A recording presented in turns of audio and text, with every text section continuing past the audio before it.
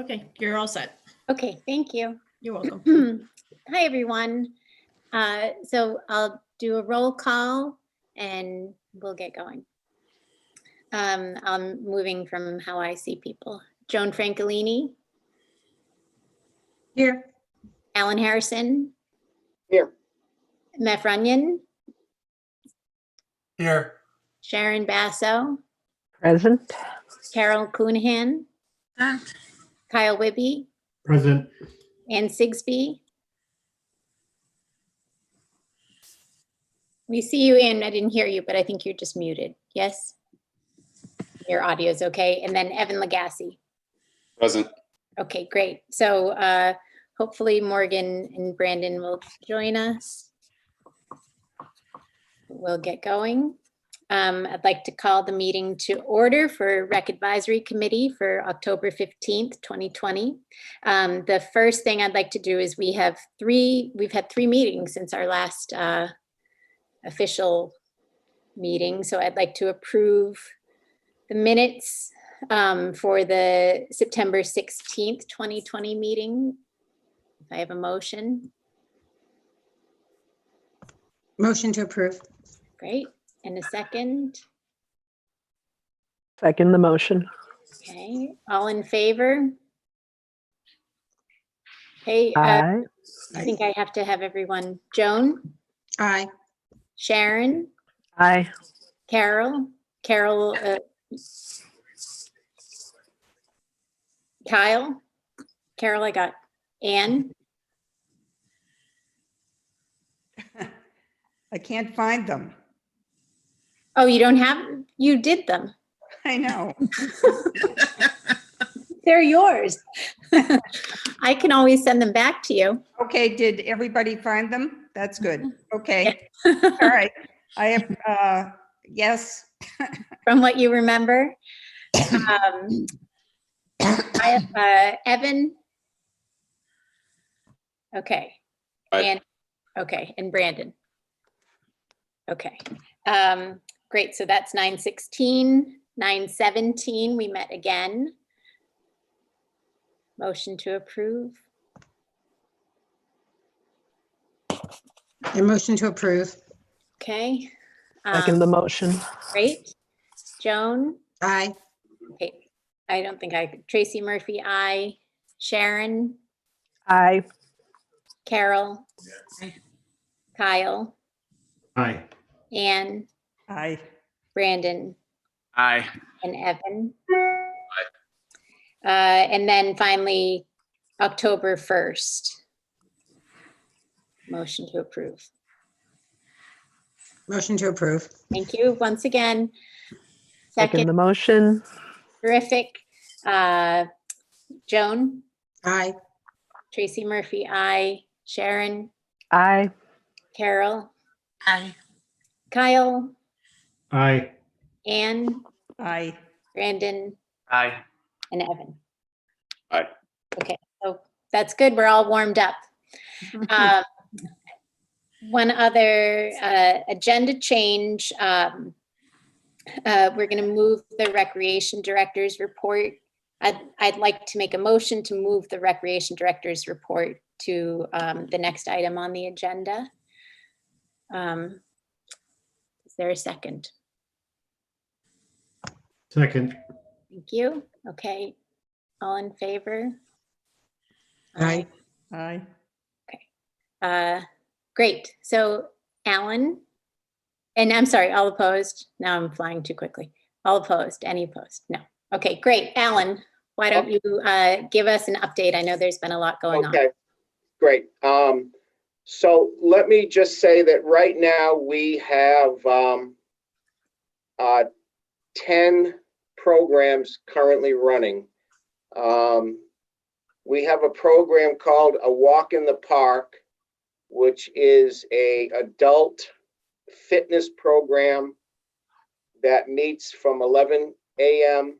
till noon, 2 days a week. When basically it's a fitness program, walking program at Eldridge Park. We have what's called Early Bird Adult Fitness, which meets Monday, Wednesdays, and Fridays from 7 a.m. to 8 a.m. at Eldridge Park. It's an outdoor fitness activity. We have second and third grade tennis instruction that meets 1 day a week. We have fourth and fifth grade tennis, which meets 1 day a week, instructional. And we have a middle school level, grade 6, 7, and 8 tennis instruction that meets 1 day a week. We have a middle school cross-country program that meets after school on Thursdays from 3 to 4 p.m. at Eldridge Park. We have a middle school soccer program that meets Wednesday afternoons from 3 to 4. And we have our youth soccer programs that meet on Saturday mornings. We have a pre-K through grade 2 instructional program. We have a grade 3 and 4 combination of instructional program, games, and a grade 5 and 6 combination of instructional programs with scrimmage games. Numbers are incredible. Participation, I'm reaching across because I have my computer. There are, in the youth soccer program, pre-K to 2, there are 40 participants. In grades 3 and 4, there are 21. And in grades 5 and 6, there are 17.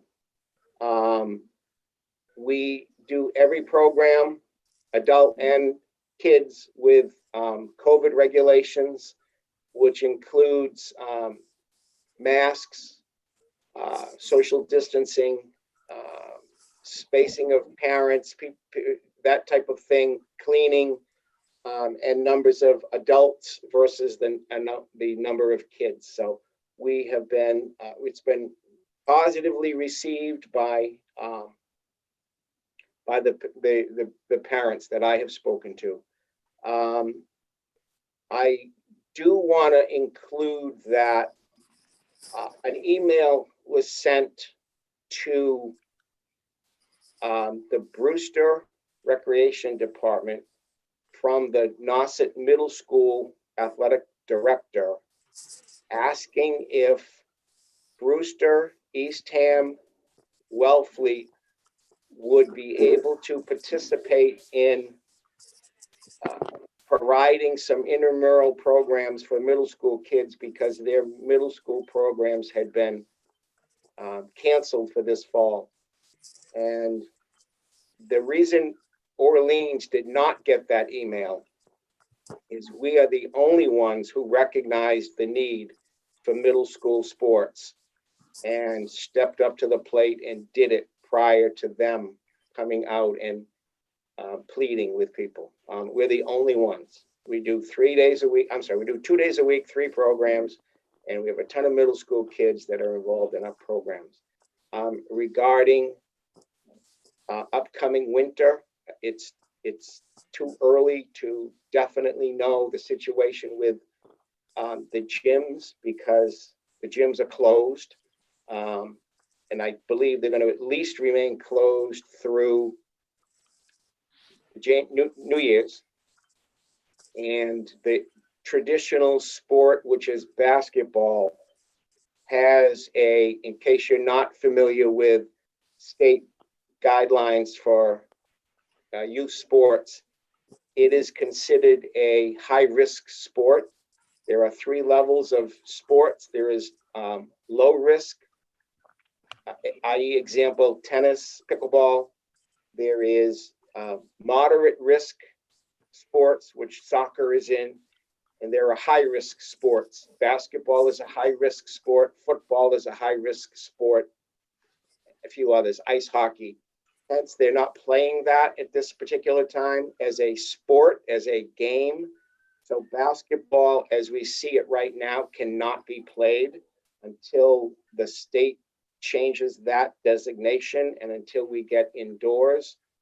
So the plan that I'm working on is alternative programming that may take effect, which is potentially outdoor winter activities that might be, example, kickball, outdoor floor hockey, potentially bowling, and other activities. But it's a little early to know exactly what the winter is going to look like at this point. And I do have some things to discuss with the various committees that are, i.e. Pickleball, I think Kyle Wibby, and outdoor basketball court. I do have some information to add to those. I did mention in an email to Tracy this earlier today that I am working on 2 projects right now. I am developing a quote guide to recreation in Orleans, and that guide to recreation in Orleans would be a booklet that would be available to residents, tourists, whatever. And it would list activities that we run. It would list, for instance, locations of the skate park, locations of beaches, locations of bike trails, pickleball courts, tennis courts, whatever else, a few nice pictures and things like that. So people would have a quote guide to recreation in Orleans. I'm finding this is not a one-man job. So if there are people who would like to assist and help, either writing, picture taking, helping to put it together, I'd be more than happy to include more people. The other thing is some of you who get emails from the website, we started in the spring with a e-newsletter of just information that's happening, pictures of things, pictures of participants. It went from a 1-page to a 4-page. I'd like to keep that going. I'd like to improve that. I'd like to even maybe send it out a little more often, get some stories, get some articles. I certainly, that is something that if there's any committee members who want to help, I'd be more than happy to have you get involved. Ellen, I'll help. Good. And I have a question, if it's okay. Have you considered, instead of a printed brochure, just making it an online brochure so you can update it and say when things are full? Because printing things they sort of go out of date very fast these days. And I think it'll give you a lot more authority over what's said and what you need to change if we keep it online. It's just a thought, but we can maybe host it somewhere. And it gives you a lot more freedom also to update it continually. Absolutely. But I will help. Great. So, and I'm happy to help too. And if there are other people interested in helping, then, reach out to Alan or reach out to me. And we'll go from there. But thank you, Alan. That's a good opportunity for us to join forces. Meth? While you're here, Alan, I just wanted to ask you, the Zoom classes that the Council on Aging are running, are you involved in those at all? That's it. I'm glad you asked, because my fitness group that I run, the Walk in the Park group, I had said the fitness classes that we do online or on Channel 18, we've done, and they're sort of repeat now. At this point, they're repetitive. We've done some fitness, I guess it's on archive, and we've done some Tai Chi classes, which Sarah actually helped tape back then in a while back. But I'd like to make some updated ones, because some of the folks that participate in class are looking for other options. So the rec department did buy a cam recorder, a video recorder. So I have the ability now to actually video my own classes. So we're going to be updating that and doing some more.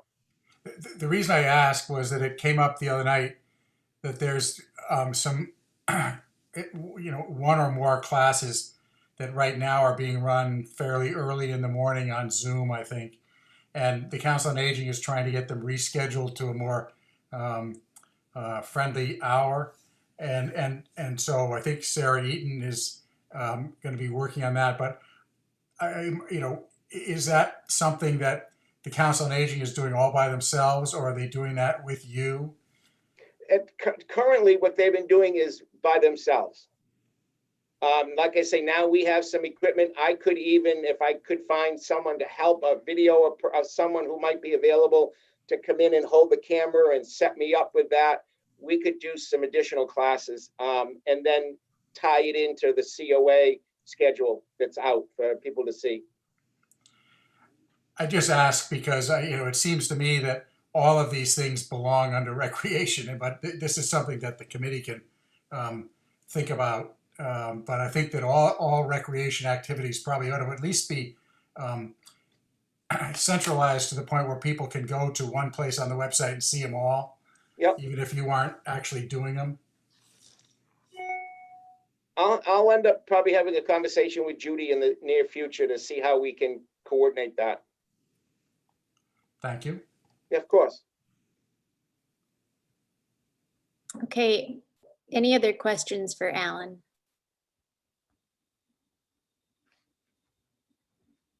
Okay, all right, thank you, Alan. Thank you. If you're going to do, I don't know what's next on your agenda, but I do want to add some information to the pickleball status and the outdoor basketball. Just, I can either, I don't know where they are on your agenda. They're not the next item, they're the item after that. So I don't, I'm thinking another 10 or 15 minutes. Did Do you? you want me to just kind of fill it? Can I That's okay with me. throw out some thoughts or some Yep, and then we'll information that I think listen, may be we'll listen helpful? and jot them down and get back to them. Yeah. Okay, so the pickleball situation is this.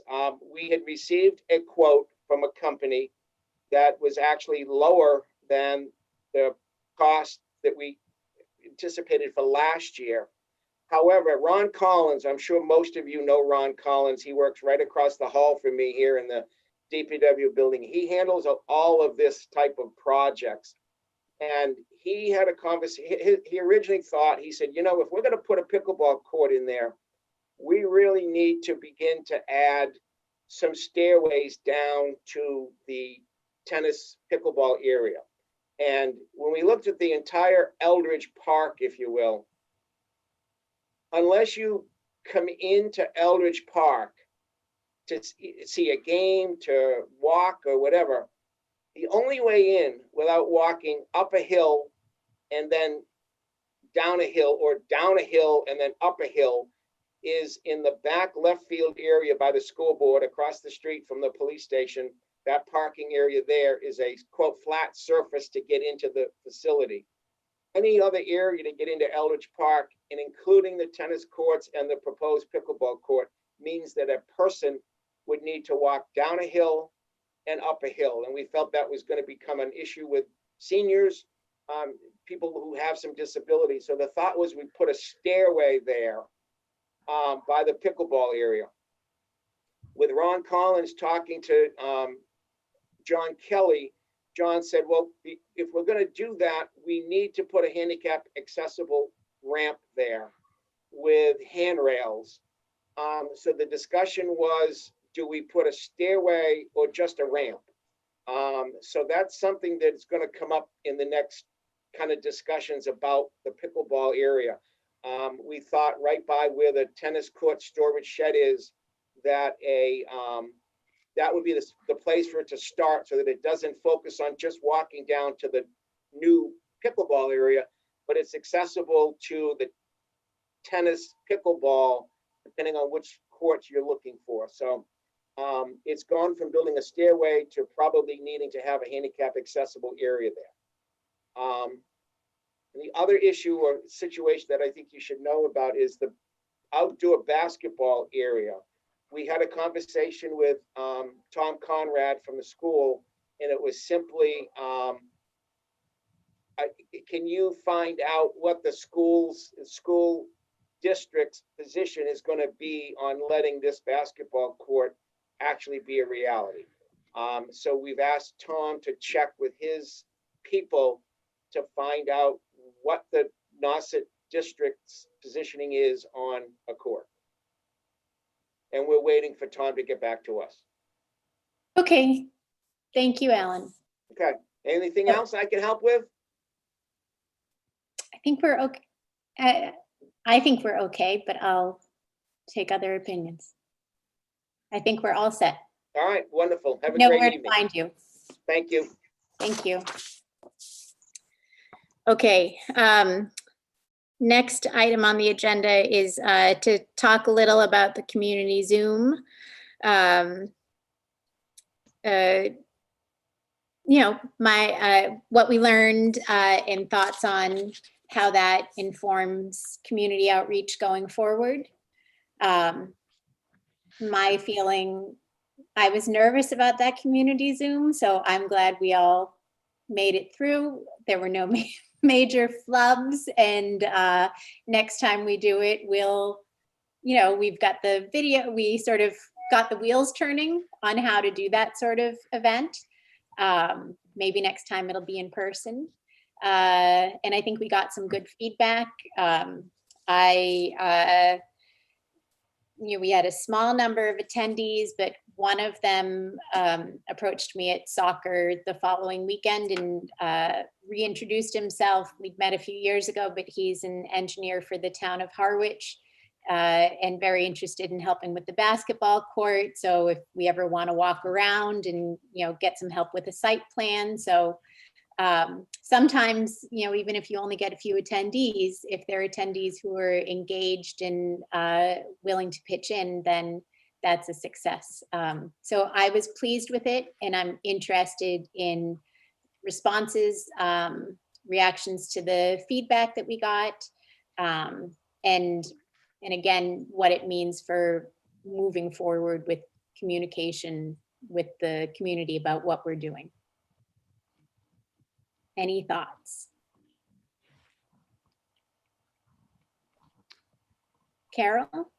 Yeah, I thought the people who spoke and the video itself were great. I thought you all did a really great job.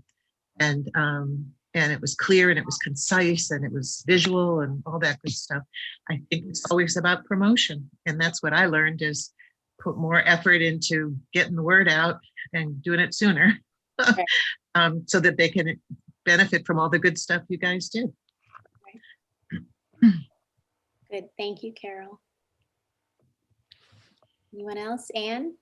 I thought a takeaway from Rick Francolini's question about messaging was the importance of them emphasizing how the feasibility study is going to help us pinpoint what is meant by a center.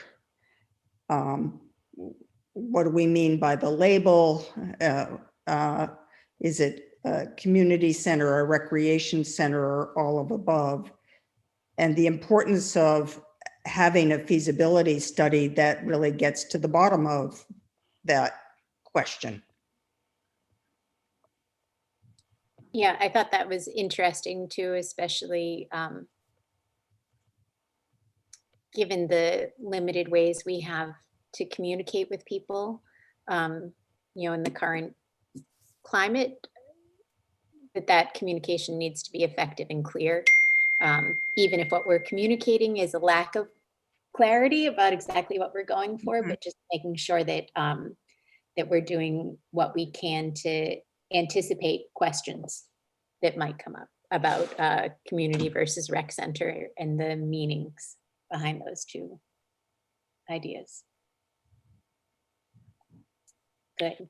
Can I ask, just in terms of Carol's comment on promotion, is that little bit about with the video embedded something we would be sending around now? So yes, we can send it. Well, I have to look and talk to Sarah. It's a big file, so I'm not sure how easily we can send it around.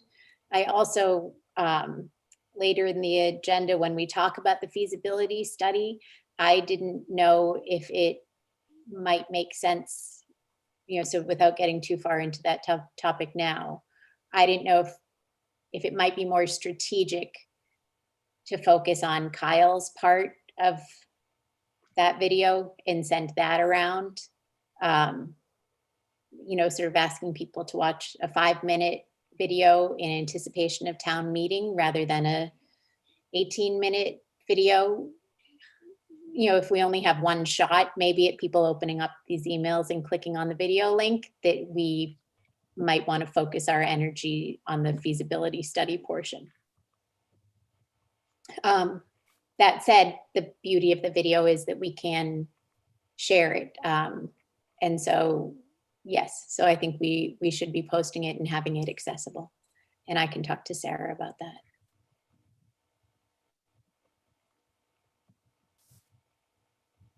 Tracy, I just want to agree with you. I think that getting people's attention, there need to be sort of like short sound bites. I don't think people are going to take the time to watch anything that's too lengthy.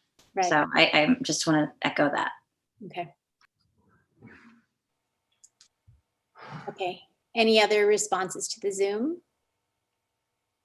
Okay, then we'll check. Oh, Joan? I think everyone did a great job. I just think people are zoomed out. I just think getting more people to come is just tough these days. And, you're doing the best you can do. And people show up, if it's their top priority. But otherwise, I just think it's so hard. Oh, yeah. Well, I think I was telling Evan, I remember my first parent-teacher committee meeting at the elementary school and showing up. And I think there were 3 of us. And the person who started the meeting said, first of all, I want to say how excited I am about the turnout. You're talking, I have sort of been over the years, meetings with one person, and you just roll through the, you know what I mean? Like roll through, check it off. You did your part, and eventually you get to enough people to keep moving forward. But as I said, I'm happy that we went through the motions, put a video together, put the Zoom on. I think that's a success. So that's good. I agree completely. And the video helped focus us. Yes. And is really superb. I'll have to say the lead-in and Evan's presentation of the survey is so valuable that it seems like even if we did peel off a piece about the community recreation center, the lead-in has a great deal of value for that. Mm-hmm. Maybe it could be both. I mean, maybe you do have the longer video posted on, I don't know, the channel, what's our channel 18 and or in other places, but moving forward as we get closer to town meeting, maybe there's another way we could do shorter units of information going out, whatever it is that's chosen to be done. But I don't think it has to be either or. I think it could be both. Yes. Yep. Good. Okay. Great. Moving on to talk about CPC. The applications are out. We have a little over a month until they're due. So we'll start with the bike path. And Joan, if you want to update us on where things are. Sure. So for the bike path, Alice has been doing a great job trying to get an answer. She has sent a bunch of emails, and last Friday, George Mercervi said he will get back to her. He was waiting for the Cape Cod Commission to give him the information, and we have not received anything back yet. So Alice is on it. And I'm hoping by Friday she gets an answer. But basically, we asked, the projects had an amount next to them for complete streets. One totaled 191 and was about 30 grand. And per our meeting with Tom Daly, he said, well, what's included in those figures? And we didn't know, nor any of the other projects were on the complete streets list. So Alice went to George and the Cape Cod Commission and said, we need to know what details are included in here and the timeline, so on. So we're waiting for those details, but that's where we're at. So hopefully, if George doesn't get back this week, I'm sure Alice will take it up to one level more. Or we'll loop Meth in and maybe loop in, go to the top. I just want to say on this that as far as the CPC is concerned, taking a placeholder application is okay. It's been done plenty of times in the past. So in your case, you have a dollar amount, but no detail. Putting an We don't know if application, the dollar amount, Meth, we don't know what the dollar amount includes because it looked like for Right. complete streets, they estimated $500,000 per half mile. But that's the same for every project. So Tom really suggested we get the details because maybe it's double that, maybe it's half of that. Just make sure we're not Yeah. going crazy, but that's a good point to know. and once you put that placeholder, if you use a placeholder approach, you can always scale it down. Scale down, It's okay, harder to scale it up in terms Right. of the dollar ask. okay, great. Joan, can I ask, is one of those amounts for Bay Ridge and one for Salty Ridge? Is that, Yes, okay. those are the two.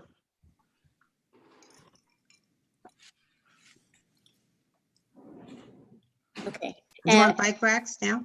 Or you want to wait for bike racks? No, let's do bike racks now. Bike racks are great. That's way easier. We met with OCT. There's 10 locations for bike racks and one picnic table. They picked out recycled products made of recycled plastic.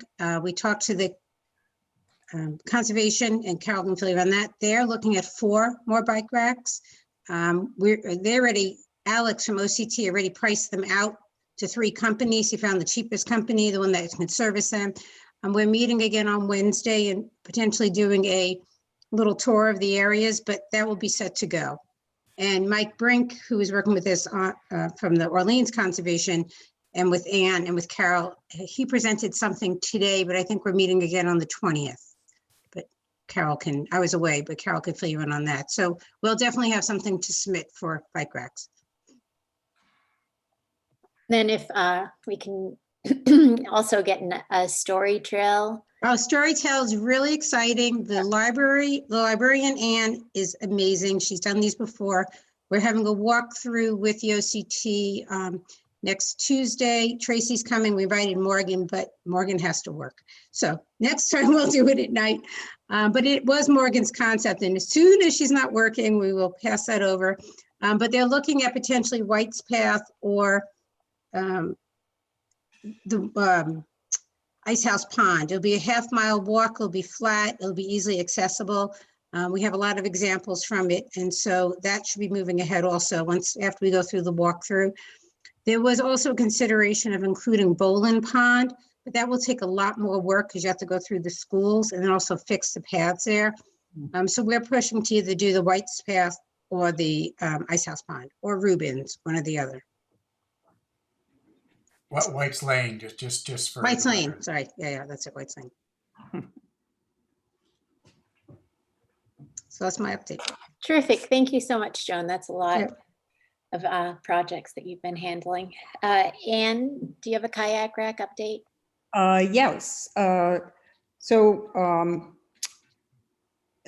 Joan, Carol, and I had a very successful interactive commission meeting, and they're quite enthusiastic. John Janelle finished our part of the meeting by reminding the commission that they were, besides enforcing regulations, they are landlords, and that this use that we're proposing is exactly the kind of passive recreation that the landlords or commissioners should support, and they were very supportive. As Joan just mentioned, Mike Brink offered to work with us individually. So in terms of the kayak racks, I've also had a good conversation with part of the Shellfish and Waterways committee. However, that committee seems hamstrung by the fact that they can't figure out how to Zoom. They really met since January. And I'm sorry, could you repeat that? Your audio blurred for a minute. oh, Just the part about the Shellfish and Waterways Committee. and Waterways Committee, a member and I have spoken, but they are not an active committee at the moment, simply because they can't figure out how to meet in this COVID era and have not met since January. However, they're working hard apparently on getting a meeting together. And I did ask to review our concept. Suzanne Phillips, understood how we were presenting kayaks as a means of helping people have access to the water without worsening the parking situation. So the thing that they have apparently objected to over the years, we are actually addressing by putting kayaks on racks and bike racks nearby, because the kayakers are using these landings. So that went well. I'm almost ready to have a dollar amount. It looks like we will have approximately 10 kayak racks, each rack holding 8 vessels. Kayaks could be canoes or stand-up paddle boards. So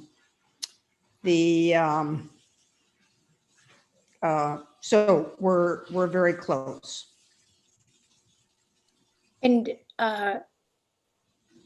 where are we on a system to run the kayak racks once we have them? So the system clearly won't be in place when we have the application. What will be in place is the agreement that we will develop a committee, and the committee will review the protocols used in other towns and customize them to Orleans. Conservation Commission has some specific requests which fit with what we have in mind too. The orientation of the racks, the minimize or no interference with the wetlands, good access to the water, et cetera, et cetera. So we will develop that committee,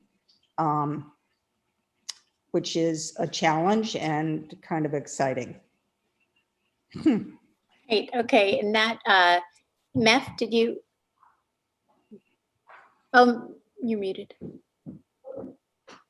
I just had a question for Anne about this relationship of the bike racks and the kayak racks, and the idea of trying to allow people to get to the town landings without needing to park a car, and which is, I think, one of the big, hoped for outcomes. And if you're a kayaker, you've got, when you want to go, you've got to deal with getting your paddle and your life vest and other sort of auxiliary equipment with you down there, which makes it hard to be using a bicycle to transport yourself. So I just wondered whether there was any thought of finding a way to have some storage that would, so you could leave your paddles and other stuff, so you truly could bike to the town landing and go out. Working on the concept of how to lock your paddle with your kayak. And the other, the vests, the safety vests, I'm thinking that those could go on bicycles.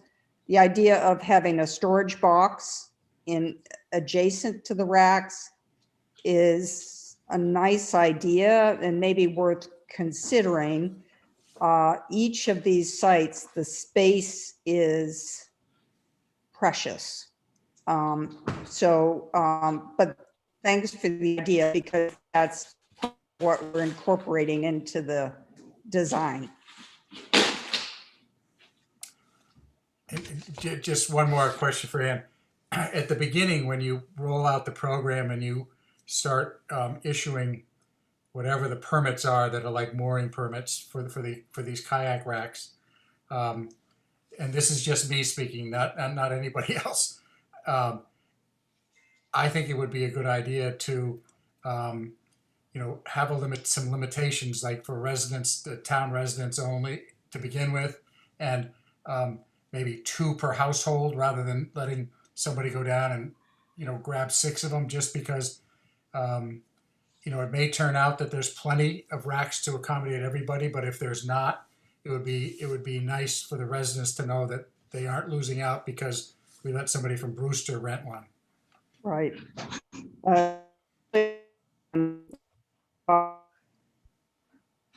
For the committee to address, who's eligible.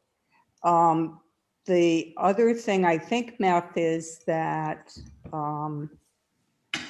because there's going to be a fee, like a new fee, does it have to go through town meeting next spring? Oh, I'll have to find that out. I'll find that out.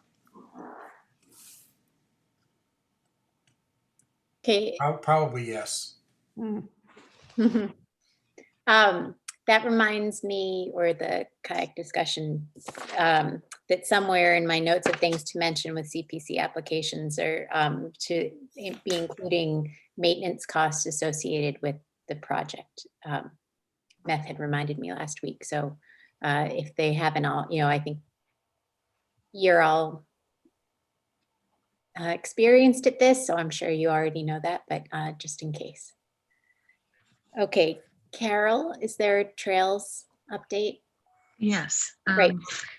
It's not as far along as the bike racks and the kayak racks, but we attended the same meeting with the conservation folks, and it was really, all of them were well received.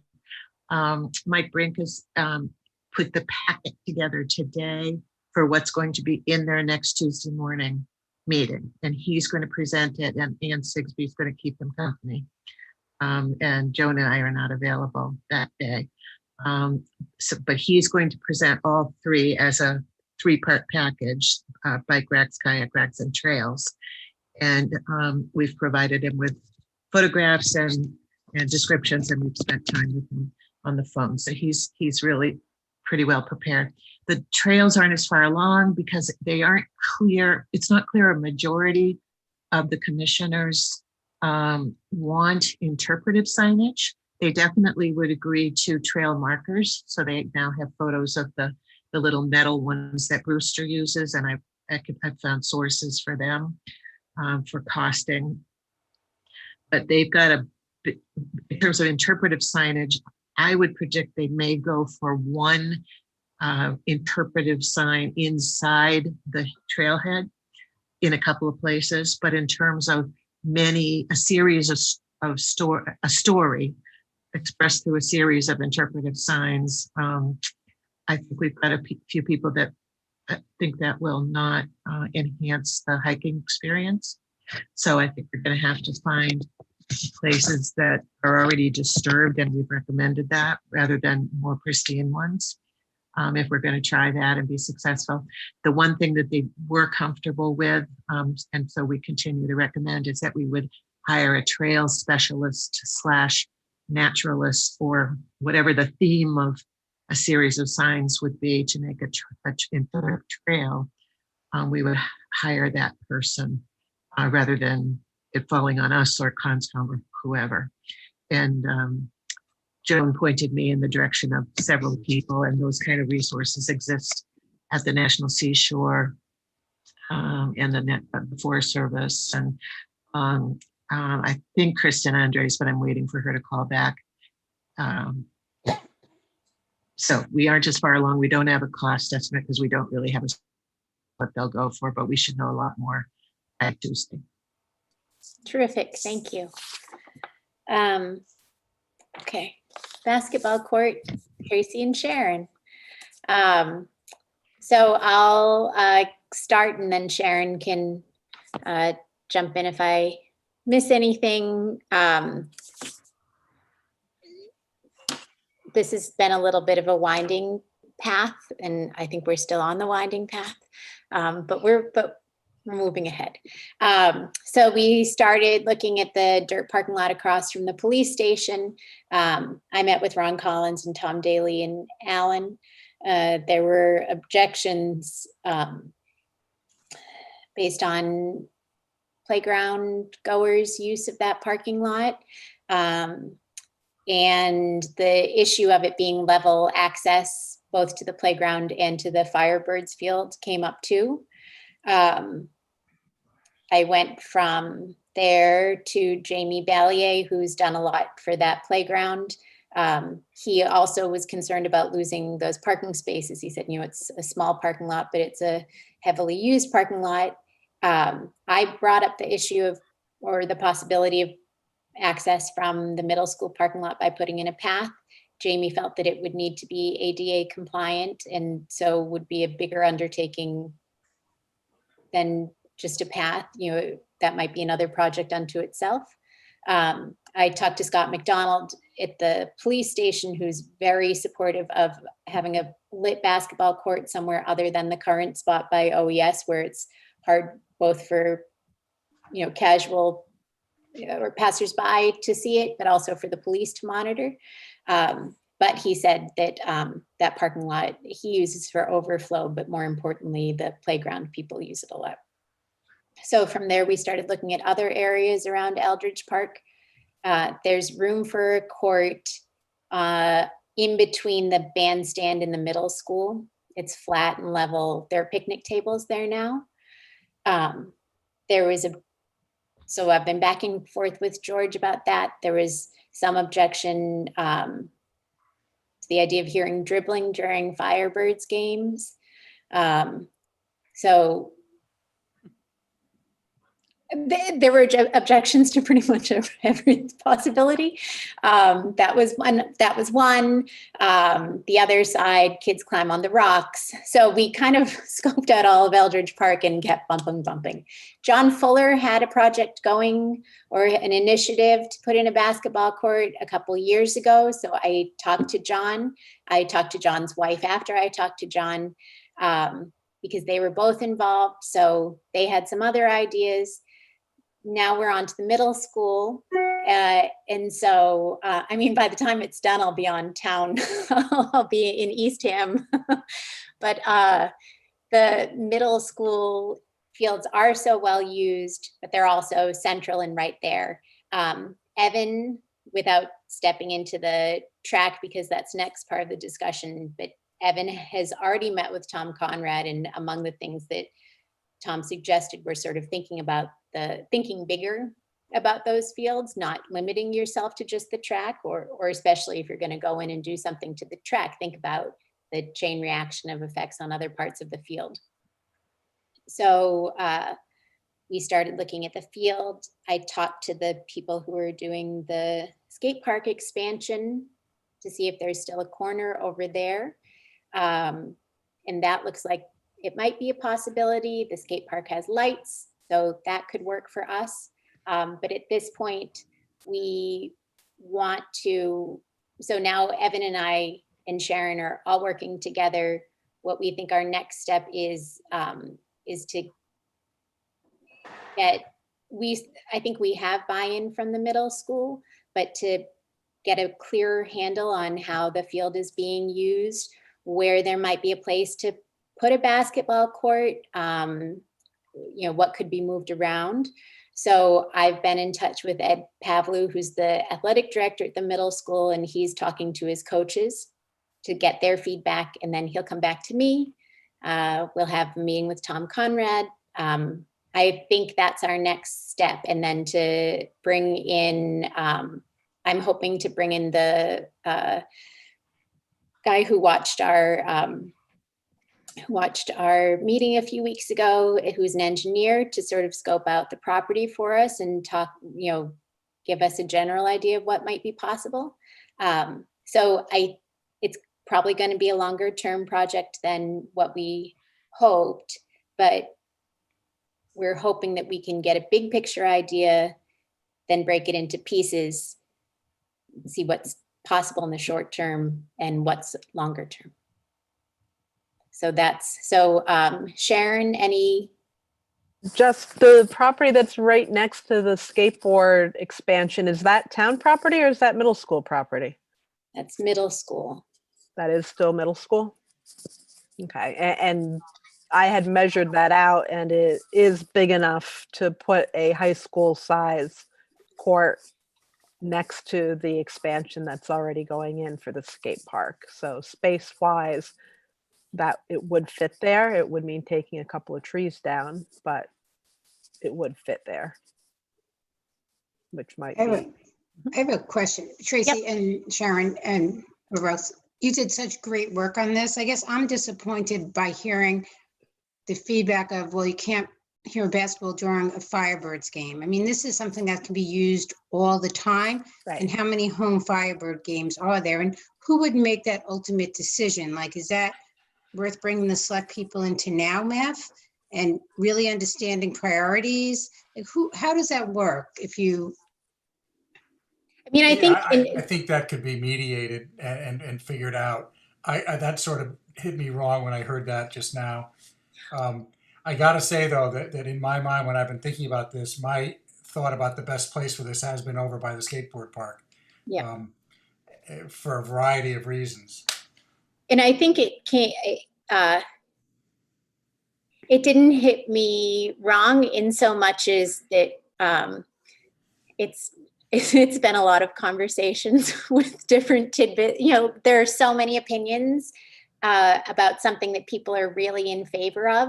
And it's an interesting juxtaposition to have so much support and so many opinions at the same time. And just one comment, at that section where you're thinking about it, I believe is the bullpen for the Cardinals, right? For the Firebirds. And so yes. All during the game, as relief pitchers warm up, they're making the noise of pitching and catching. So it's not that there aren't other distracting noises going on.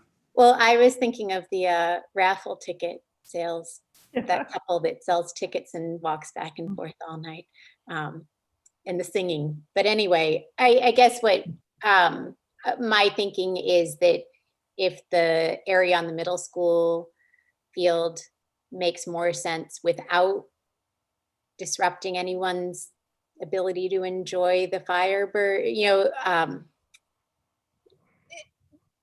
every area is going to have it pros and cons. I think putting it over there might have more pros and fewer cons than some of the other spaces. But I'm certainly, if that area doesn't work, we'll go back and we'll push, we could even still push the dirt parking lot. But I'm trying to look into options that just get more positive feedback and fewer concerns. It is interesting how tight the space is, even when it visually looks like we should have lots of options. Okay, so that's that. So again, might not be an application this year, but we're moving forward. Matt?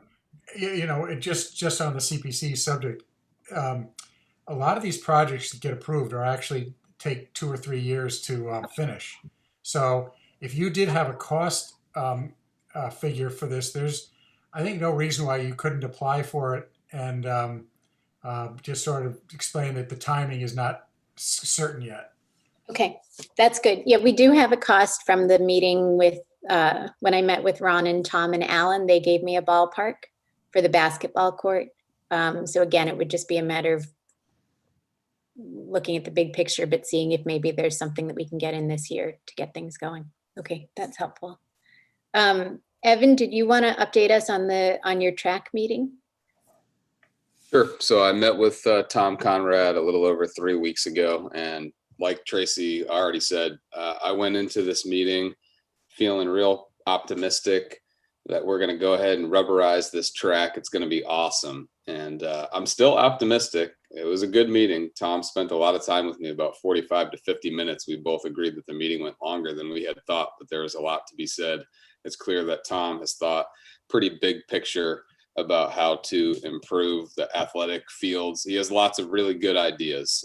He kind of shared with me some concerns he has about potentially being able to get CPC funds and how the land is regional land, and will one town be willing to foot the bill for land that yes is in Orleans, but technically it belongs to a region. So how do we think about potentially pulling funds from all the different towns that puts kids into the middle school, because technically they are middle school fields, but of course they're more convenient for us who live in Orleans because it's in Orleans. So I'm not sure how big of an issue that and some of the issues really are. I guess we won't really know until we start peeling back the layers of the onion to try to figure it out.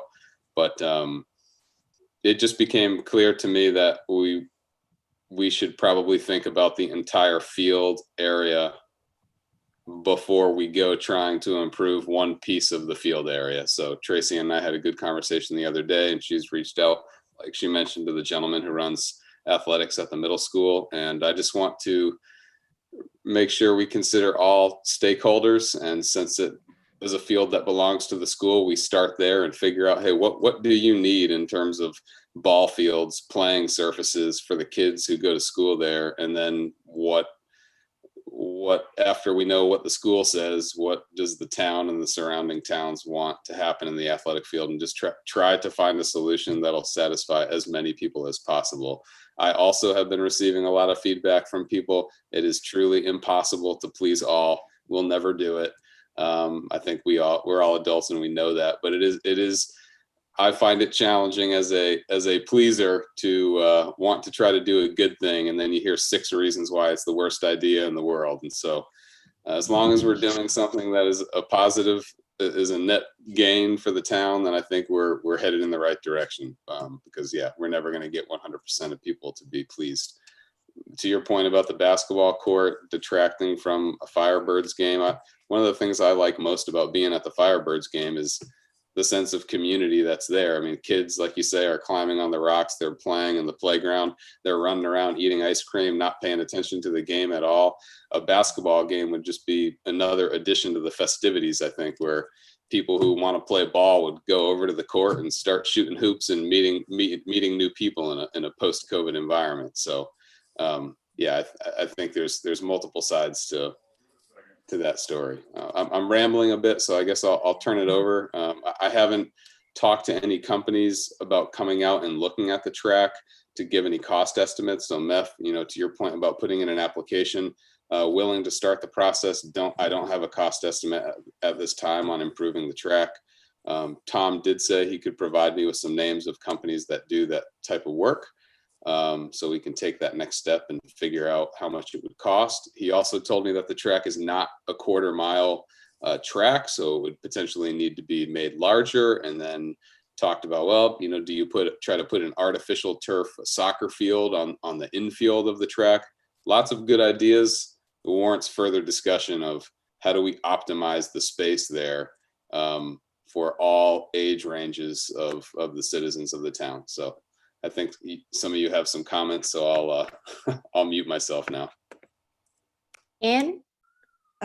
That sounds excellent, Evan. I just wanted to give you a heads up for various probably political reasons. The CPC specifically does not allow artificial turf on any of its projects. Thank you. That's interesting. I hadn't heard that. Thank you, Ann. Yeah. And Makes just the to be, project that much easier. Matt? just to be a point, it's the CPA rules, not, which is the state program. The CPC is just sort of under those, Okay. it has to CPA. fit those guidelines. And I didn't know that. But another point that came up when Evan was talking was when the skateboard park was funded last year, there was, I think, a feeling in the CPC that it would have been nice if the Brewster CPC had been involved as well. It was a little late in the process to get that going, but the idea of sharing project costs with other neighboring CPCs is a good one, and it's been done. It's something that has been done in the past, not infrequently. So it helps. It helps, for instance, if you're going to do a project with meaningful dollars to just try to share them around, especially if kids from Brewster are going to be using them and that sort of thing. Good, thank you. Okay, Kyle, you sent around the pickleball application, so. Yep. So one, I just want to piggyback off of Matt. I've actually had conversations with Eastham rec director as well as their assistant town administrator, who is very enthusiastic about getting involved in other CPC projects that are specifically rec related, even if they're not in Eastham. A lot of towns struggle to find recreational activities or recreational projects to fund through CPC. So especially when we have things like that that are on joint ground, just worth keeping out there. So Alan kind of gave a pretty good update of the pickleball situation from what I've been involved with him and Ron. Got an estimate, and it's just a soft estimate for cost in terms of turning the lower tennis court into 4 side-by-side pickleball courts that are permanent, as opposed to what they're doing now with bringing in things. So put that together. I added some extra dollars for the stairs. Alan obviously just updated us all about the ADA compliance part of that, so we can tweak with those numbers. The only real question I had in completing the application is how do we want to handle the contact person and who's signing of the application. I don't think it really matters one way or the other if we're kind of, I guess, almost like a go-between between the CPC and the Ron Collins or whoever's doing it in that sense. I just want to make sure I put the right information on there, but as far as I can tell, the app should be pretty much good to go based upon the conversations that I've had with Ron and Alan.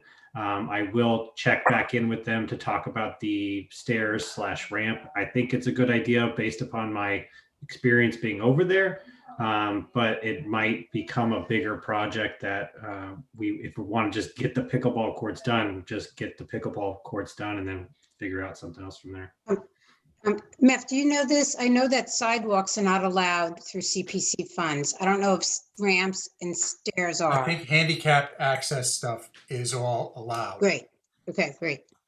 And just back to this point of sharing with other CPCs, it works in reverse too. If there was a recreational activity that you guys wanted to do, but they couldn't find any place in Orleans to do it, there's no reason why you couldn't talk to another town and think about placing it there and still be getting money from the Orleans CPC. If there's not any other questions about the pickleball courts, I kind of want to just bounce back because I just had a brainstorm idea on the basketball court. Yes, please. So I think the area over by the Finch Park is a great location to consider. The addition that's going in right now, they just got the concrete pad down today, would have obviously been an ideal location. But I know that having been involved in the process with that, we had explored the other side of the the older part of the park as a place to put that. It wasn't completely ruled out by Tom Conrad as a viable option. He just preferred the location that we ended up with. So in terms of size, I don't know if it actually would fit a basketball court or full-size basketball court, but there might be wiggle room on the other side of the park too. if we do a little bit more clearing, site clearing or whatnot. So it's just something to kind of, it seems like there's a lot of play over there to stay out of the ball field park. So the ball field area. Great, that's really helpful. That hadn't even occurred to me. Meth? I'm gonna have to say goodnight.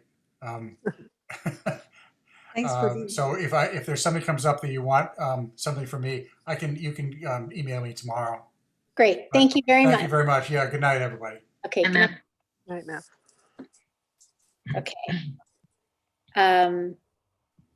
Okay, that's great on CPC unless there are other thoughts. Okay, Oh, wait, Tracy, hold on. Yeah. I think Kyle's question was good. Do you want us to apply with Oh, our yeah, own yeah. name under rec? How do you want us to do well, that? and now that Meth left, I was thinking we could ask him. I'm not sure if there isn't, if someone here has a thought, then that's great. If not, I can follow up with Meth tomorrow and get back to you. I'm not sure. Yeah. The only thought I had was that Jamie Belay, who did the playground stuff, it's a similar situation. Yeah. And I think he was the contact person. We could, talk with him about how that worked for him, or model that kind of a plan. I think, at least from my perspective on the pickleball courts, Ron's doing all the legwork in terms of getting the costs and stuff. But if he just needs a third person to kind of help do the transition between the two committee or the committee and him, that's fine. Okay. Do you want me to reach out to Jamie?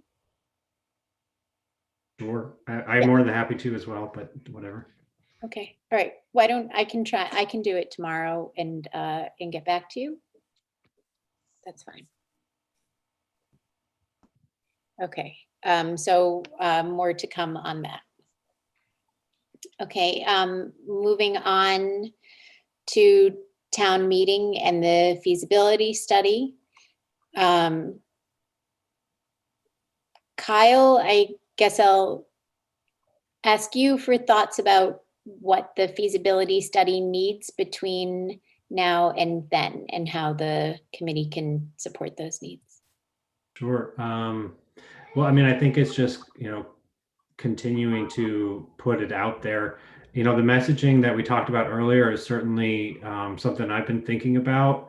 And if we wanted, some sort of additional, a shorter video to kind of spread around, I'm more than happy to get back on there and come up with a slightly clearer message for that. But I've been in front of, with the help of Anne and the COA board or committee. I've also been in contact with a couple other folks, of them blanking on their names at the moment, to just kind of continue to ramp up the conversation. I think if anything, maybe we can do one of those handouts or something to hand out at town meeting, like they do, on some of the other projects. And I'm more than happy to participate in that. I think the biggest push that we're going to, get is, it's a time where we're losing money and the revenue streams are kind of a problem. But that's really the only thing I've heard negatively from people I've been talking about with, is that, well, how do you deal with this in a time when we should be cutting budget and going that route? Best answer that I can give is that we're not going to be in this position forever. And if we don't get the ball rolling, then, it's just going to hit the back burner again. And how important is this project? I kind of feel like in a difficult, not a difficult spot. It's more of a, I don't know how to say it, but this was something that I put together because I had heard a lot of people talking about it throughout the various things I go throughout the town. By no means did I want to be the face of the Orleans Rec feasibility study. I'm more than happy to do it. I don't know what a community center looks like. And I don't know that people that talk about a community center in town really have a solid idea of exactly what that would be. And so that, I think, is where we really need to be more clear about the messaging in terms of what we're doing. We're not trying to reinvent the wheel, but we're also trying to make sure that if we're going to go and spend dollars on a big project, that it's something that's actually going to be needed in town and not just some pipe dream that we all thought was something we wanted, and then regret paying for, because there's all sorts of other issues that, staffing and all that sort of stuff. So, I mean, I guess in terms of just trying to just getting the word out, I mean, I think a lot of you folks are way better than I am at kind of networking. I've done what I can so far in trying to reach out to people that I know that are interested in, who then I think reach out further on that front. I'm more than happy to work on a flyer if we want to do a quick little handout, if people have contributions that they want to add to that, and I can throw it together and then get general approval from folks.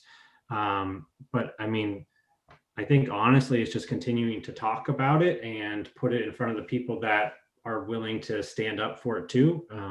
So they're not just seeing the same face or faces about it. That's really the best I can think. I'm open to any idea. Anne? Kyle, I'm wondering if you're willing to follow up with your meeting to the COA and specifically ask if they will vote to endorse the petition. Sure. I'm more than happy to do that. And piece of information, I don't know if you know, the Finance Committee voted, do you know? They unanimously against. That's I not don't know terribly what they- surprising. And change their minds, but there it is. Yeah, I mean, that's the issue, right? It's the money. Right. Yeah. Carol?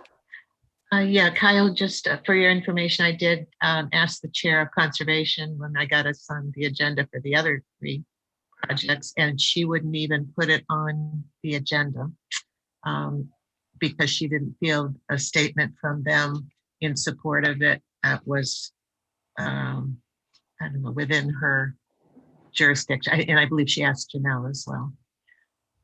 Yeah, I mean, that's what I've heard from some of the other committees too. If Yeah. they don't feel it's within their charter, which Right. to me is kind of short-sighted in my opinion. I Yeah, don't mean to no. knock other committees, but we all are invested citizens in the town of Orleans, and just because a specific project doesn't fall within your committee's Right. I purview, agree. if you have interest in it, certainly voice it. But that's the other thing too, is that it also helps for us to kind of figure out where some of the weak points in this particular article are. And I think the biggest one's going to be finances. And I don't see, you're either going to be for it or against it. And if you're against it, the way I'm looking at it is people are looking at, well, that's more tax dollars coming out of my pocket.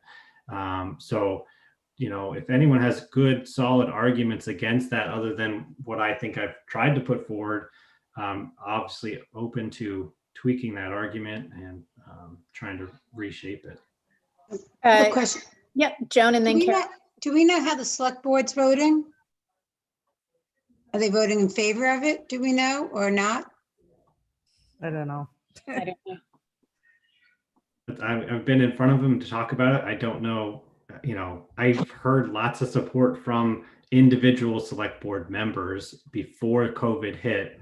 I just don't know where they land on this now. I'm just wondering if Kevin Galligan or, Meth or Kevin would be willing to stand up in support of it. Because I think that goes a long way of having a select board person speak in support of it. Carol? Thank you. Are we clear that the wording is feasibility study, or can that be changed? Because to me, the money is one part, but the other part is what Rick gave us as the comment, and that is what are we studying, right? So to me, it should be almost a definition and feasibility study. What we're in the warrant already, so we're I think a little That's already there. late for that. But but that's the thing. I think that's the thing about feasibility study. It incorporates a lot of those types of maybe not definition necessarily, but definitely needs and costs and all that sort of stuff. Anne? I think one of the points to be made is that it's far less expensive to plan than it is to wait and react, which has been a theme in town. Things cost more because we wait and react. But I wonder if the planning board supports things. And this is really a key to planning what Orleans would look like.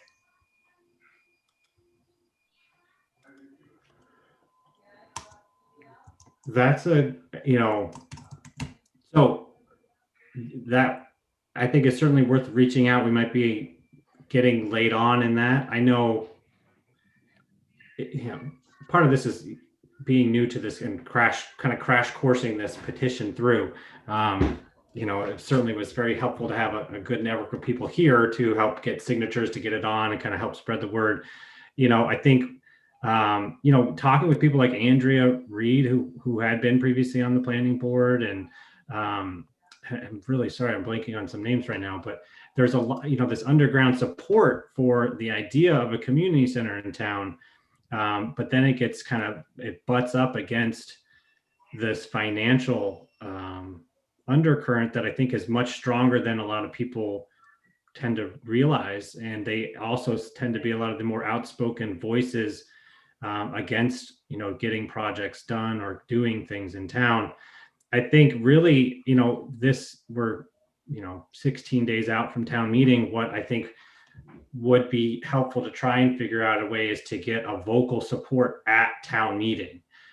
Because, while we continue to push all the way up into town meeting, it's, I think, also important to try and identify people that would be willing and also are able to get up in front of the rest of the town and speak on various aspects of why they think it's important. I'm more than happy and already planning on trying to put together at least something that I want to say about, why now, why this, all that sort of stuff.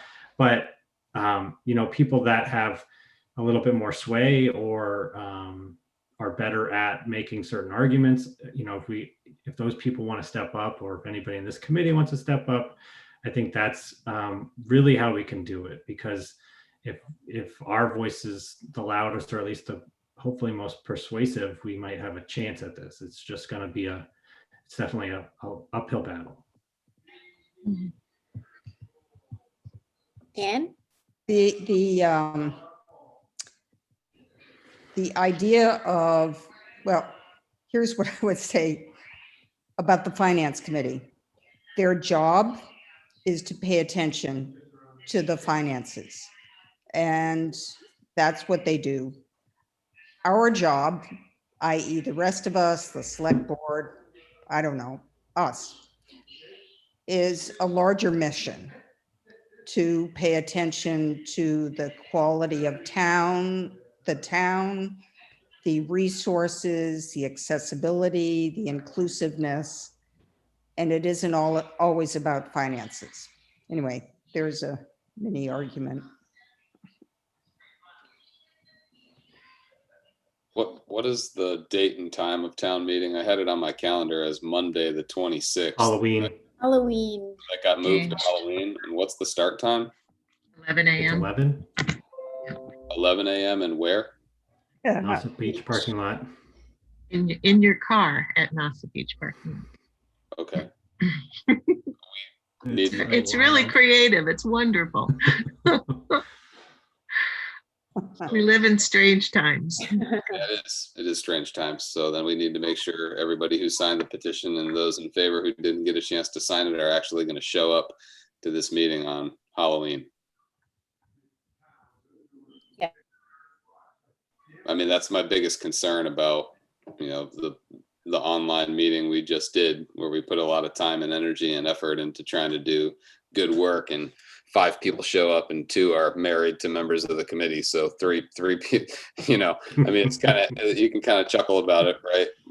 And I have a few times, but you know, I mean, we're working hard. We're trying to do good things. And, you know, to your point, Kyle, I just desperately want to make sure folks are going to show out for this meeting who have said they're in favor. Well, now's an opportunity for them to carve out some time on Halloween, which, I mean, it's not going to be a standard Halloween, but still those of us with kids trying to make Halloween be, you know, and Halloween's on a Saturday finally. It doesn't happen very often. So you can make a day of it. And now we We town don't meeting know. dab in the middle of it. It's not the most convenient for.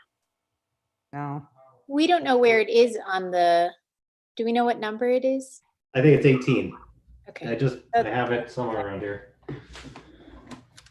Okay, thanks for those details. I'll change my calendar now. 11 a.m. Halloween. Show up in your costume. Might be a good way to draw attention to the cause.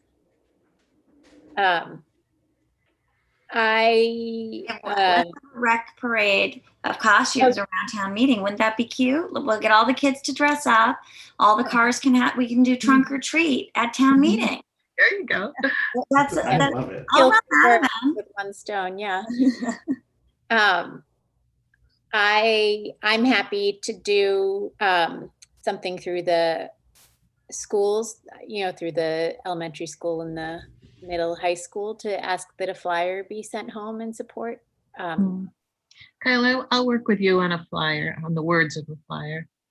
Yeah. I'll try to get something together and pass it around, and Yeah. no later than this weekend I'll something definitely. Is a backup, is applying to CPC for funding for feasibility studies still the next step if this doesn't happen? I think it's that's worth. a great idea. Yeah, I think it's certainly worth exploring. There's And still time. Yep, I mean we have what till the end of November, right? Yeah, the 23rd. Yeah, and that's not. I mean that's not a problem at all to get put together and thought about it long enough that the application should be, you know, write itself. So we can see what happens and then go from there. Well, I think this is a good, you know, a good opportunity to raise awareness about the need for this. And sometimes things take a little longer than we'd like, but I think the messaging about the need for some sort of feasibility study, that it's been talked about for years and it's time to get the ball rolling, I think that can be a success in its own right. Joan? The one thing about a building, it's not covered under CPC funds. The only type of building would be a historic building. But I think there might be a way to get the feasibility study done, Kyle, and maybe MEF would know that way, but it has to fall under something and it can't be a building. So we just have to see how that could work through all the rules. And I have the website, Kyle, I don't know if you have that link that tells you, you know, what's allowed, what's not, but maybe MEF could just help us figure out how to get something through CPC, although it is a building. I mean. Yeah, no, I'm more than happy to kind of liaison there and try to craftily word an application so it fits. Right. Okay. Okay. Do we think a flyer is sufficient? I mean, I think a flyer is just kind of like that last minute push. Yeah. Okay. You know, to kind of, as people are coming in, I think it's definitely worthwhile. I really honestly believe that kind of, you know, the biggest thing that can happen at this point in time, other than continue to tell people and get them to town meeting, is to, you know, get voices up there in support of it at town meeting. It's really, I think, a huge ask because everybody's in front of town and not a lot of people are comfortable public speaking, especially, you know, putting their necks out for a project that's going to cost people money. But that's really where I think it can kind of turn the tide, is kind of how I see. Okay. All right. Great. Okay. Moving on then, Carol had brought up the wanting to have a discussion in response to when George Meservey came to our meeting. We didn't have we haven't recapped that, and he did bring up a number of interesting considerations in terms of town land. Carol, did you want to start off with some thoughts and we'll spring from there? Sure. The thoughts I shared with Tracy were that, first of all, I thought it was great. I think he's just such a wealth of knowledge and information. So I heard him say two things.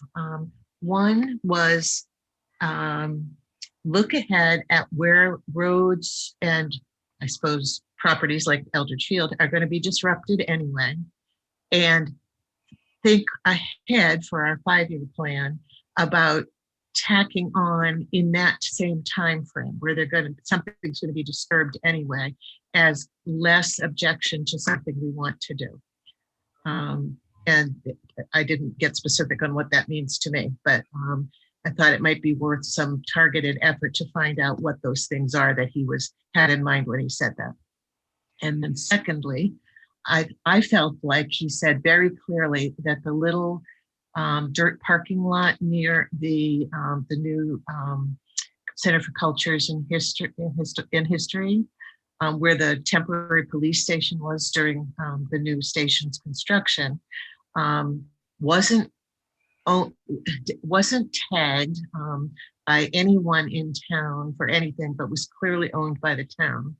And therefore, I was reading between the lines, and it sounded like if you guys are interested, you should get your thoughts together and sort of find a way to claim it now. And that might be in the form of a feasibility study for a pocket park or some joint programming with the Center for Cultures and History or something like that. So those were the two things that I thought I heard and passed on to Tracy. And I'd love to hear what other people thought of the same things and other things.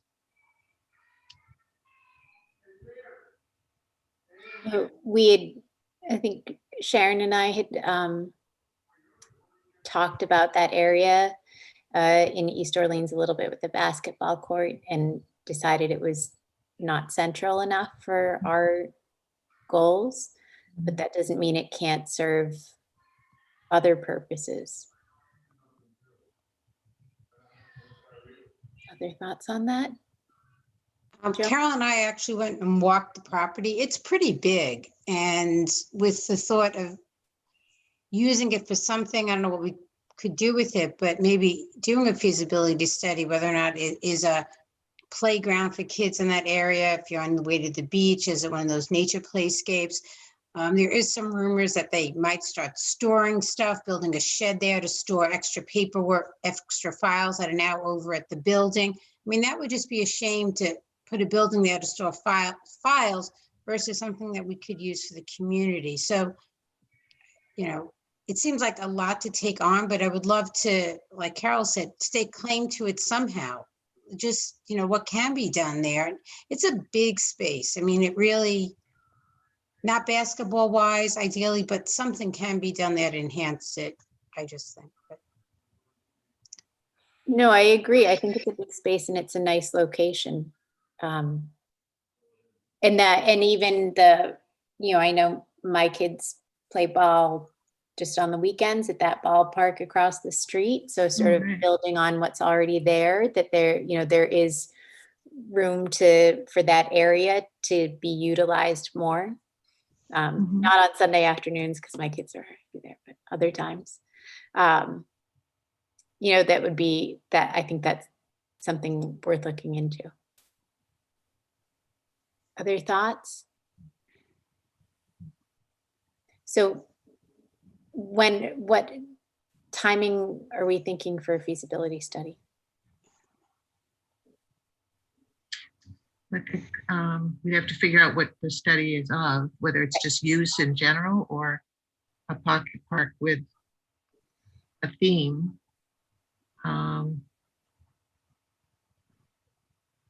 I've never written one of these applications before, so I'm not sure. I don't know whether it's to say you could do something or I could do something by November 23rd or not, because I don't know what kind of I'm not sure I know who to talk to, Um, Kyle? other than the What I history would- people. I would,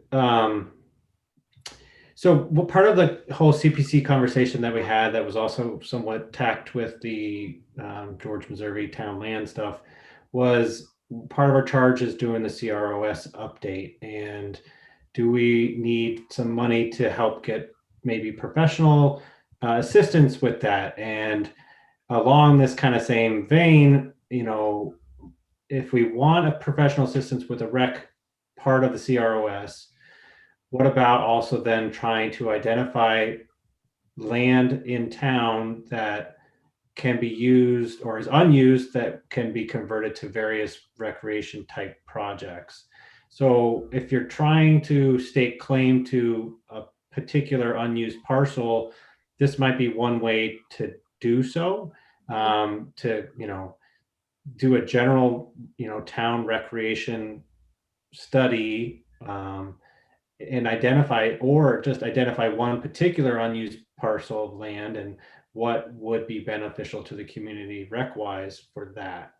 And or is it just something that, because I just don't know that we have necessarily the expertise as a committee to get there, but if we can identify some sort of consultant group that can help us to kind of flesh out some of these ideas, because we have lots of great ideas, but we need to back them up. That might be one way to try to say, this is unused land. We want to do a study to look at recreational uses for this particular piece of land, or we want to do a study to look at any land that's currently being unused in town and what it can be used for recreation wise.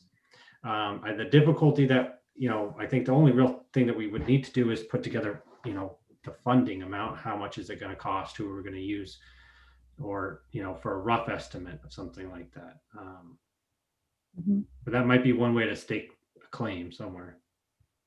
There might be an example in that CPA database of past proposals and projects in Massachusetts. Kyle, do you know, did Eastham use CPC money to, or a feasibility study and or to build the playground and the basketball courts? And they have a whole bunch of new things behind that town hall. I don't. I'm pretty sure that CPC or CPA money was used to build those things, from my conversation with Jacqueline Beebe, but I'm more than happy to reach out and talk to her about that. I was just curious how they got there, because it's kind of, it's they turn that space into a multi-use space. It's just an interesting concept, and I was just curious if you knew. But that'd be awesome. It'll be in the database on that Community Preservation Coalition website. Just look up Eastham Recreation, and it'll spell out, or anything Eastham. I can do that. I didn't know you could look it up that way. Thank you. Okay. Let's then plan to follow up on this at our next meeting. I can talk to Meth to see if he has any input about it.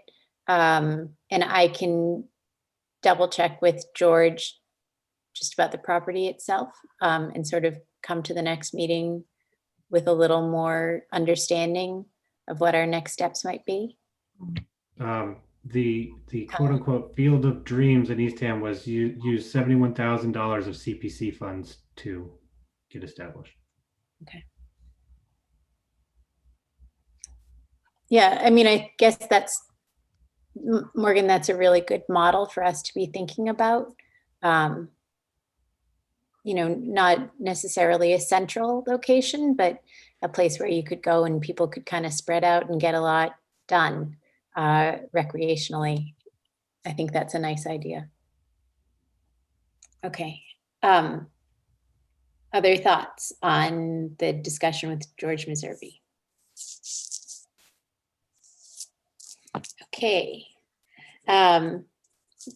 Moving on, 5-year plan, I just wanted to get the ball rolling on this. Our charge asks that we create a 5-year plan, including recommendations for recreation department policy, that we then review it with the recreation director and present it to the select board for inclusion in the cross work. I sent you the library 5-year plan because I was looking for some sort of template. And that has a mission statement and then objectives, mission statement, goals, and then objectives to meet those goals. Then in discussion with George Meservey, he sent along the part of the cross study that goes over the recreation facilities and said that we can take from that as much as we need and update things where needed. So he thought the library plan was okay as a template, but that was more strategic. So then I went back to him again because our charge doesn't really clarify what kind of 5-year plan we're looking for. You know, are we looking for a 5-year plan for building maintenance and facilities maintenance? Or are we thinking more strategically? And that part about policy, I think, and George agreed, gives us a little bit of discretion in how we approach this. And I think that in considering the formation of the committee, we want a 5-year plan that takes policy into serious account, if that sounds, so we need a 5-year plan that kind of does both. And hopefully that's possible. We just don't have a great model right now to base ours on. So what we need to be thinking about, I think first, is some sort of basic mission statement, and then our overarching goals. What I'm wondering if we can do tonight, as we, as the clock ticks on, and I know you're as zoomed out as everyone else in town, think about what we might want that mission statement to include. And then I guess I'd like to think about next steps, whether that's forming a subcommittee to take that mission statement and move on to some overarching goals and come back to us at the next meeting. So mission statement thoughts and ideas is what I'm looking for now. Are there thoughts about what a recreation, when we think about the next 5 years, how we would like to see the recreation department evolve?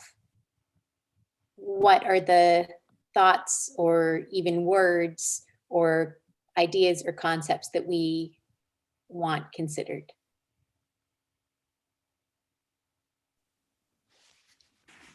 I know that's a lot. I should have put this first on the agenda, I guess.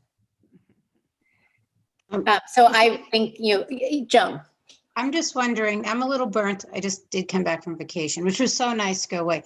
But this is such a big topic. Would it be at all possible to have a sub meeting that we just talk about this? Because it really is important. And I think it takes time to really think about mission statements and look at them. And, I think we might just be jamming things in now. And I want to go eat dinner. So, but I think that's valid. So then. Oh, sorry. My fire alarm's going off. Whoops. Well, I guess that's what happens when we keep dinner going. Waiting now, everything's going to burn. All right. So we don't want to do this in a state of feeling burned out. Are there people who, with the abundant free time you have, not working on, the feasibility study and the CPC applications? Again, I think this is going to be something that stretches out for many months. But are there people who would like, Anne? Anne, oh, good. Yeah. I'm looking for someone who wants to help here. I think it is important. I have spent a lot of time with the cross study, which is, if you remember, the cross study has requirements by the state to have this done at, it's now 7-year intervals, but our 5-year plan will be in time for the 7-year interval. And now they have a committee, that is us, to do it. So their agenda is just to get it done. I see, as you were saying, an opportunity, and I would be delighted to work on it. Okay. Because I think it is important. I think maybe what we could do as a committee is develop a timeline of how to get it done.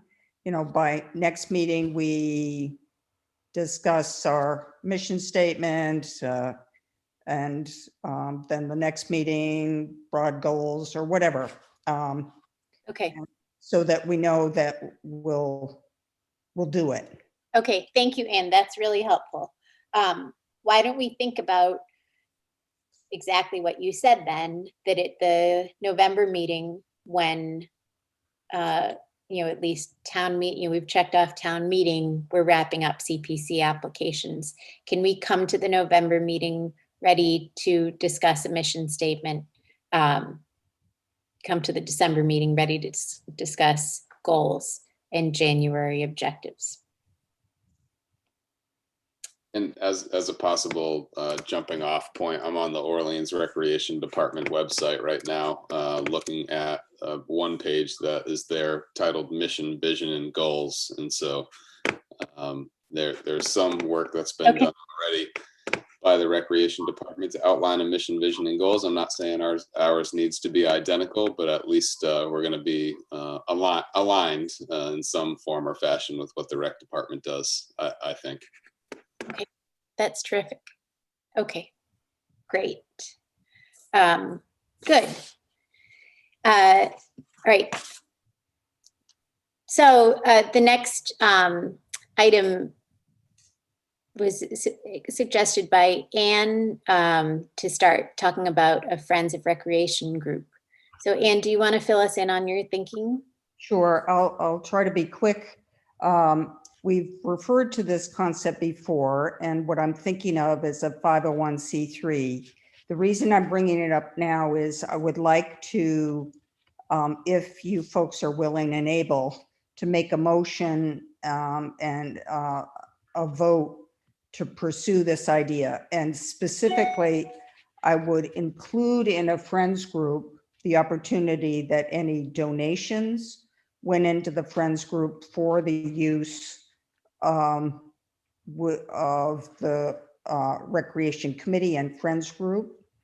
And then as I think about the major challenge that I've sort of stuck my foot into about managing the kayak racks, that I think a Friends group would be a tool to help recruit citizens interested in recreation and recreation for Orleans.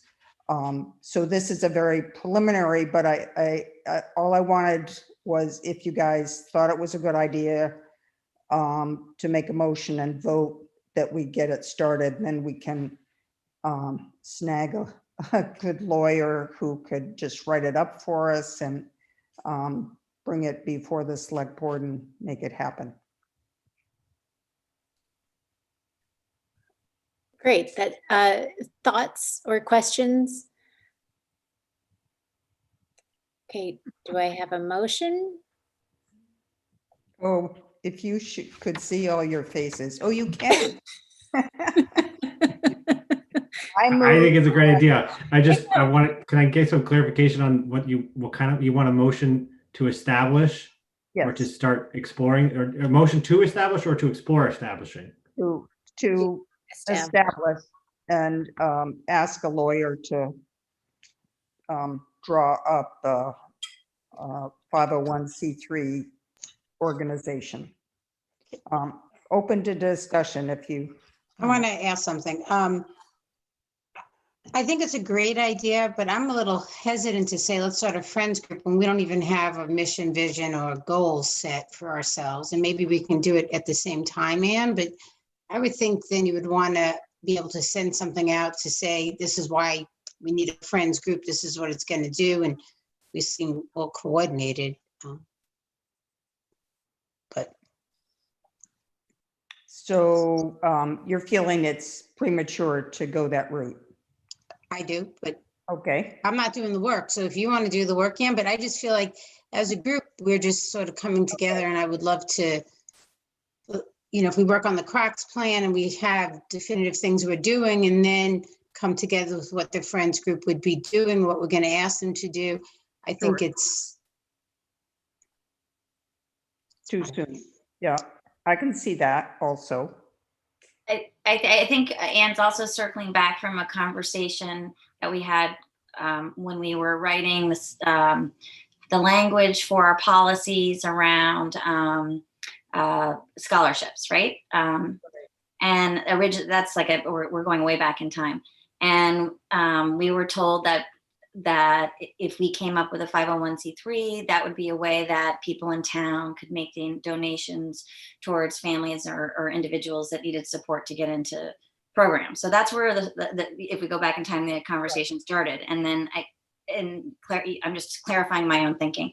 So now you're also thinking that maybe if we added a little bit more to that, if we had a friends group that could help manage some of the like if the kayak racks move forward, if we had a group to help manage some of the admin of managing like a lottery and things like that, is that your thought process? Or not really? It would be a mechanism of capturing interested citizens and donations, and then design it so that the Recreation Advisory Committee had oversight. Yeah, just as a structure. Right. That would be ours, independent of the town. Got it. Thank you. I like that idea. I guess I don't think it could hurt to get it started, especially since we have a timeline for the mission state, especially since we're hopefully on the cusp of that. Nothing moves as quickly as we want it to move. And I think the sooner, if we can kind of hit the ground running, once we do have a mission statement, I'm thinking about if we head into the spring with a Friends of Recreation group, a mission statement, our 5-year plan, I think we don't necessarily need, I'm comfortable with going ahead now, thinking that things don't have to be in perfect, or, we don't have to finish one thing before we start another. We can do things at the same time. And this is something that we're going to want, that makes a lot of sense.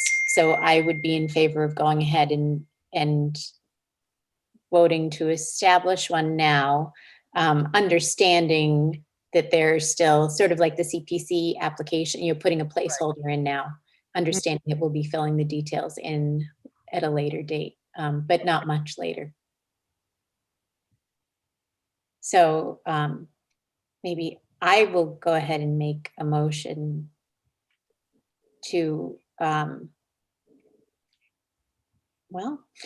let me think. So I'll make a motion to support Anne's investigation of the next steps in establishing a Friends of Recreation committee. Does that sound? You second. Okay, any discussion?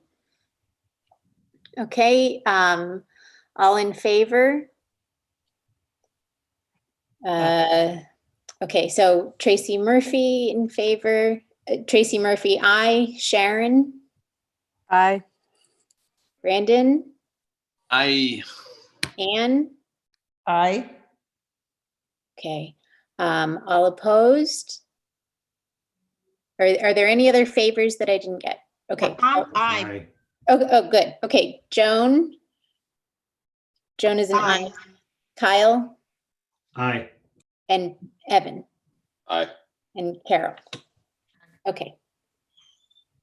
Okay, so the motion passes. Great. Okay, Thank you. the next item is safety protocols for recreation department programs. This again, I'll turn to Anne to get us started. Sorry about this. No.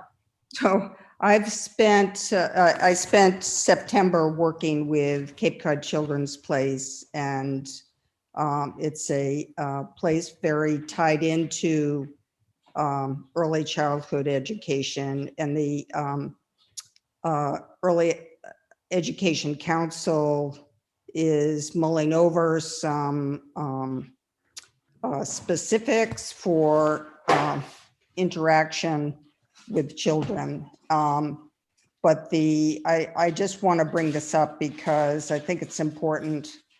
The policy in many places, and those of you involved in schools may know, that adults with groups of children should never be a single adult. There should always be two. There was just a news story about an individual hired who had references from Newton and passed the Corey and Sorry, but was ultimately arrested for, I guess, child pornography or something ugly. But the presence of two adults whenever there's a group of children both protects the children and actually protects the adults. And I just wanted to bring it up as a Recreation Advisory Committee recommendation for all recreation that occurs in our community. I don't even know if that's already a policy, and Brandon, you may know if that's a rule, but it's something I would like our committee to recommend. Anne, I have a question. I worked at a camp last summer for kids whose parents were in jail, and it was either two adults, or if the second adult couldn't be there, you always had to have at least two other children there. Because sometimes the second adult has to leave if there's like someone fell or they go to emergency call. So it's the two adults, but then you need the second part of, if you're left just as one adult, that you always make sure there's another child there also. That was a policy at the camp that I worked in. Uh-huh. I don't know. I think we still want to be thinking though about two adults assigned. Oh, no, I'm saying it was always two adults assigned, but then if the one adult had to leave, you always had to make sure there was another kid there. There was always at least two people present with a child, no matter what. Mm-hmm. That was the policy. Right. I think this is something we shouldn't just assume is a rule. Like I know that it's always present in mind if I find myself on field and there's not a second adult there. Try to push that second assistant coach or another able-bodied adult to be present. Sometimes, yeah, it's just been a result of doing what we have to do to make rec happen for the kids. Right. I do seriously agree then that is important. I just think we might not have that established as a really policy, rather. Yeah, I bring it up because I think it should be explicit, and that, it can be a parent. It doesn't have to be a recreation employee, but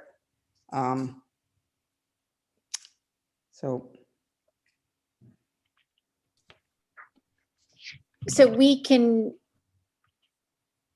take a vote now on that, that's what we're advising, and then bring that vote to Alan and Tom and Nate, right? yes. Okay. Carol?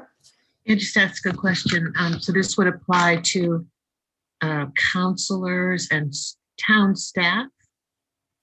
with kids, or would it apply to parents carpooling kids somewhere It would to a be, rec program? it would be Orleans, official Orleans activities.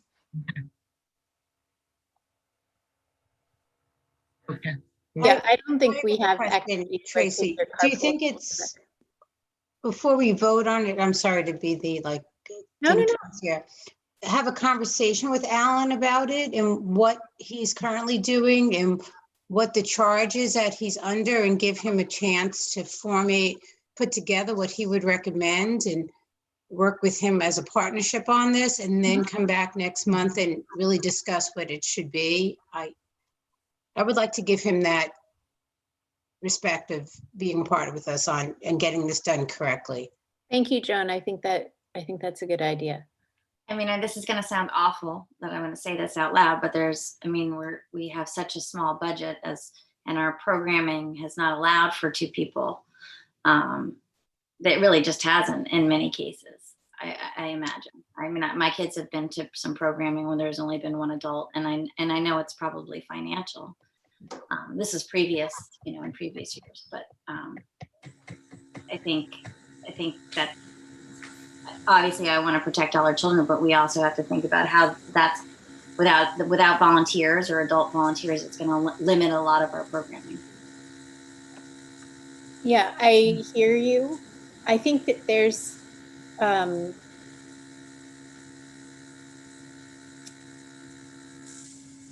it will be interesting to hear Alan's feedback. I'm all for two adults. I'm not saying that. I'm just saying we have to think big. Right. I'm thinking there, I think it's important to get some feedback from Alan. I think even just currently, there are activities that my kids are doing where there's one adult, but where sometimes Alan comes by. So, could Alan stay? And then you've got you know what I mean? Is it, or, soccer on Saturdays, there's at least one parent volunteer for the 4-5 group. Can there be parents for the other? So now then there are 2 other hours that I don't know if there's a parent, but I wonder if, I guess what I'm thinking is, I don't know that it would be such a big leap from what we already have. I think it would just be a matter of making it the expectation, being explicit that that's the expectation. I'd be interested to hear from Alan whether he thinks it would be a financial challenge, because not being the one who makes the schedule, it looks pretty doable to me, but again, I'm not the one who makes the schedule. So I'd be interested to hear what he says. And I think it's a worthwhile goal. Okay. I'm happy to reach out to Alan, and then at our next meeting, we can hear back from him. And are you comfortable with that, or did you? It may be coming down from the state before long. Okay. But it's came to my attention, so I'm happy to continue the discussion later. Okay. Okay, terrific. Okay. Sorry, Yes, Kyle. late to the conversation, but I was just looking at, the town of Orleans does have employee manual and policies. They have a specific policy statement about summer recreation programs in which they should be capped so as not to exceed the student-teacher ratios recommended by the American Red Cross. So there might be things that the town's already done around some of this stuff. And if we want to give input to tweak those, we certainly, that might be something to do, but we might want to talk to people who know what the policies are. But we do have policies in place. Okay. Okay, good. Future agenda items. We already have a few. We have everything. Everything we were too tired to talk about tonight is now on the next agenda. Is there anything else? Okay, please feel free to reach out if other things come up. the next, so the third Thursday in November is the 19th. The 6 p.m. time worked well for people. We certainly don't want to go any later. Okay, so we'll plan on the 19th at 6 p.m. Do I have a motion to adjourn? So moved. Okay, a second. Second. Great. All in favor? Aye. Okay. Aye. All right. Thanks very much.